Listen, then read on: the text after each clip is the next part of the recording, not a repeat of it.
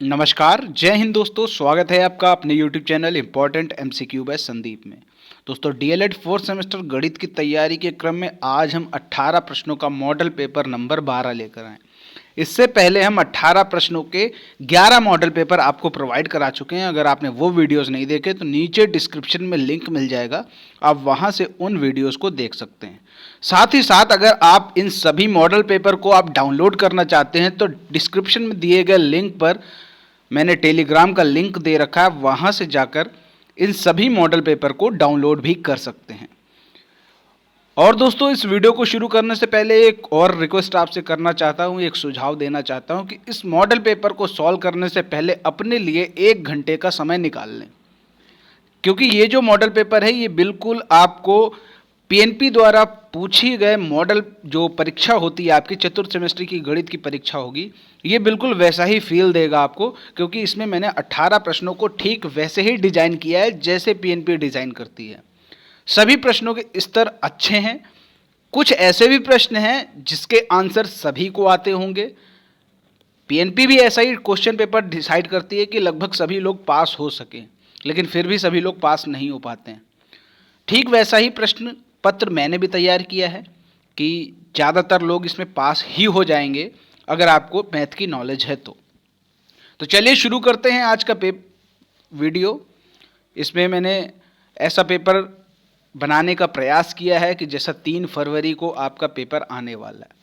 शुरू करते हैं आज का वीडियो को शुरू करने से पहले एक निवेदन है, अगर आपने अभी तक चैनल को सब्सक्राइब नहीं किया तो चैनल को सब्सक्राइब कर लीजिए और घंटी का निशान जरूर दबा लीजिए, ताकि ऐसे ही मॉडल पेपर, ऐसी ही अपडेट आपको लगातार मिलती रहे। शुरू करते हैं आज का वीडियो।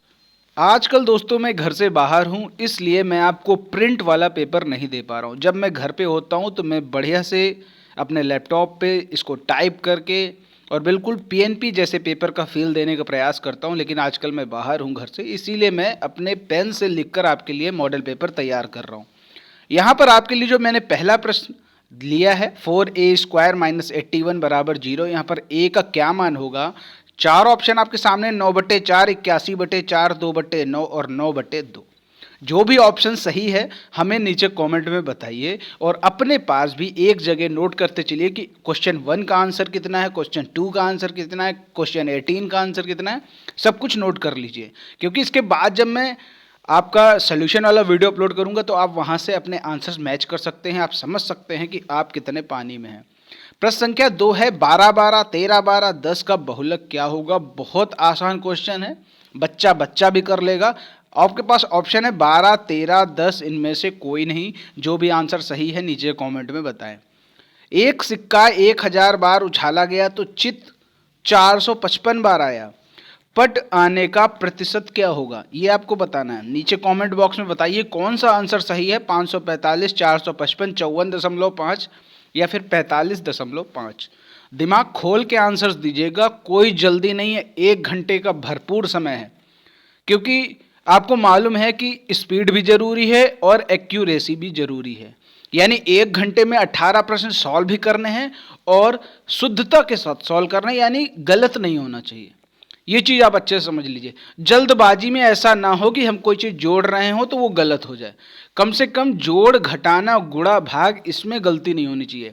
ये मैं जानता हूं कि 90% डीएलएड स्टूडेंट अगर गलती करते हैं तो जल्दबाजी में जोड़ घटाना में गलती कर देते हैं।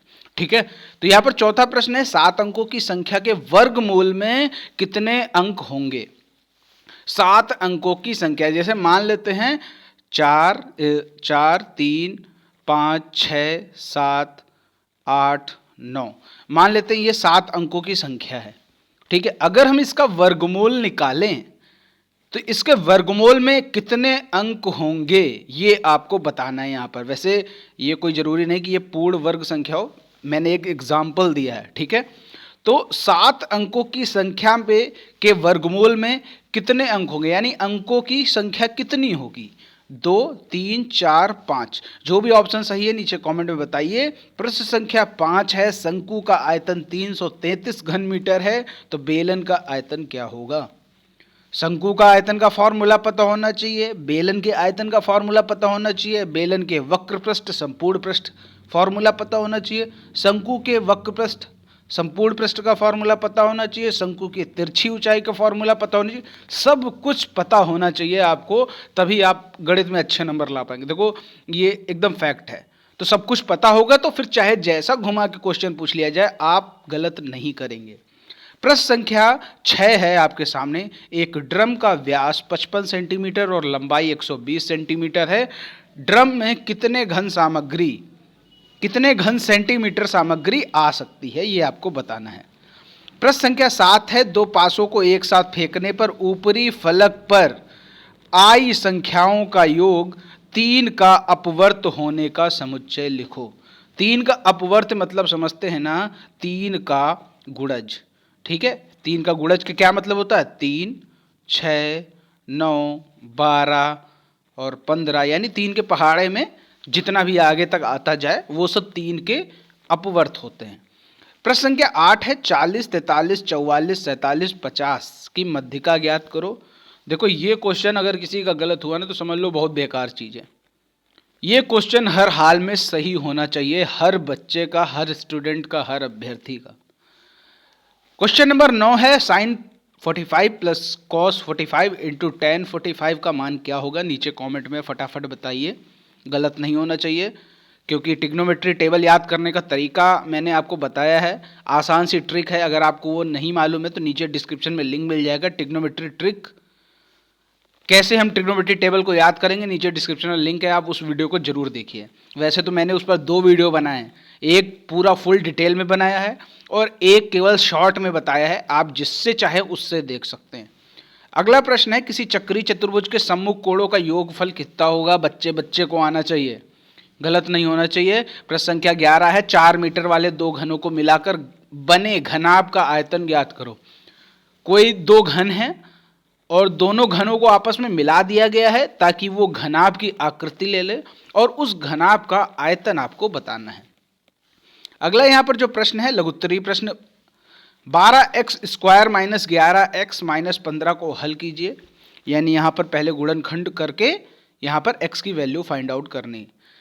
प्रश्न संख्या 13 है। वर्तमान में a की आयु b की आयु से दोगुनी है। 8 वर्ष बाद उनकी आयु 7:4 के अनुपात में हो जाएगी, 7:4 के अनुपात में हो जाएगी। इस समय प्रत्येक की आयु कितनी, ये आपको बताना है। ठीक है, अगला यहां पर जो प्रश्न है प्रश्न संख्या 14, 5 सेंटीमीटर त्रिज्या वाले शंकु की ऊंचाई 63 सेंटीमीटर है, शंकु का आयतन ज्ञात करो। देखो शंकु और बेलन के मैं ज्यादा क्वेश्चन इसीलिए डालता हूं ताकि शंकु का जो जितने भी फॉर्मूला हैं, बेलन के जितने भी फार्मूला हैं, आपके दिमाग में एकदम छप जाएं, क्योंकि ये हमेशा 2 नंबर में क्वेश्चन आते हैं और अगर दोनों से 2-2 नंबर के क्वेश्चन आ गए तो 4 नंबर का सबसे ज़्यादा इंपॉर्टेंट क्वेश्चन यही होंगे, क्योंकि एक तो ये आसान होते हैं और सिर्फ फार्मूला पर बेस्ड होते हैं। ज़्यादातर 90% क्वेश्चन फार्मूला पर बेस्ड होते हैं और ज़्यादातर स्टूडेंट इन क्वेश्चन को कर नहीं पाते हैं, क्योंकि मैंने ये देखा है, मैंने खुद ये सब चीज़ें महसूस की हैं कि ज़्यादातर स्टूडेंट क्या होते हैं डीएलएड वाले, वो जैसे क्वेश्चन बड़ा है या क्वेश्चन थोड़ा सा टिपिकल भी है ना तो बच्चे देख के डर जाते हैं, अरे अरे अरे हटाओ दूसरा क्वेश्चन करो। तो डरना नहीं है, आपको क्वेश्चन पढ़ना है और अगर नहीं आता तब आप डरिए। ये क्या पहले ही बस देखा 4 लाइन का क्वेश्चन है हटाओ, ऐसा कभी मत करो। अगला प्रश्न है प्रश्न संख्या 15, मध्यिका ज्ञात करो। पद दे रखा है 12, 16, 20, 24, बारंबारता दे रखी 4, 14, 10, 9। देखो इस बार मैंने 4 अंकों का ही लिया है। क्यों लिया है? क्योंकि मैं जान रहा हूं कि इस समय आपका जो मनोबल है वो ऊंचा होना चाहिए। जब मनोबल ऊंचा होगा तभी आप एग्जाम में अच्छा परफॉर्म कर पाओगे। प्रश्न संख्या 16 है। वह भिन्न बताइए जिसके अंश से यदि 1 घटा दिया जाए तो मान 2/3 हो जाता है और हर में अगर 4 जोड़ दे तो मान 1/2 हो जाता है। तो जो भी इसका उत्तर हो नीचे कमेंट में बताइएगा या फिर अपने पास कहीं नोट करके रख लीजिए। 9000 में किस छोटी से छोटी संख्या से गुणा करने पर गुणनफल पूर्ण वर्ग बन जाएगा? तो जो भी इसका ऑप्शन सही हो, मतलब जो भी इसका आंसर आए नीचे कमेंट में बताइएगा कि 9000 में कौन सी संख्या से गुणा कर दें कि गुणनफल पूर्ण वर्ग हो जाए और वो संख्या छोटी से छोटी संख्या होनी चाहिए। आगे बढ़ते हैं। आज का इस मॉडल पेपर का लास्ट क्वेश्चन है। ओ वृत्त का केंद्र बिंदु है, ये रहा केंद्र बिंदु। यहाँ पर एंगल DCA 40 दे रखा है, DCA 40 दे रखा है।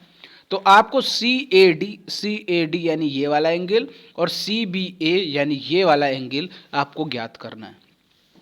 यानी एक एंगल दे रखा है केवल, उससे आपको दो एंगल निकालने हैं। ध्यान से दिमाग खोल के वृत्त के जितने भी सूत्र होते हैं उन सभी का इस्तेमाल करते हुए, और यहाँ पर आपको शायद चक्री चतुर्भुज भी दिख रहा होगा, तो चक्री चतुर्भुज का भी अगर आप फॉर्मूला अगर कहीं यूज़ हो रहा हो तो उसको भी लगाइए, और इस प्रश्न का क्या आंसर आएगा नीचे कमेंट में बताइए। उम्मीद करता हूँ ये 18 प्रश्नों का मॉडल पेपर आपको काफ़ी ज़्यादा पसंद आएगा, और इसमें जितने भी क्वेश्चन दे रखे हैं ना तो बहुत ज़्यादा हाई लेवल के हैं और ना ही बहुत ज़्यादा लो लेवल के हैं, इसीलिए इन प्रश्नों को एकदम हम कह सकते हैं ये स्टैंडर्ड प्रश्न हैं, कि मतलब अब इससे गिरी क्वालिटी के प्रश्न नहीं हो सकते और इससे बहुत ज़्यादा हाई क्वालिटी के भी प्रश्न नहीं हो सकते।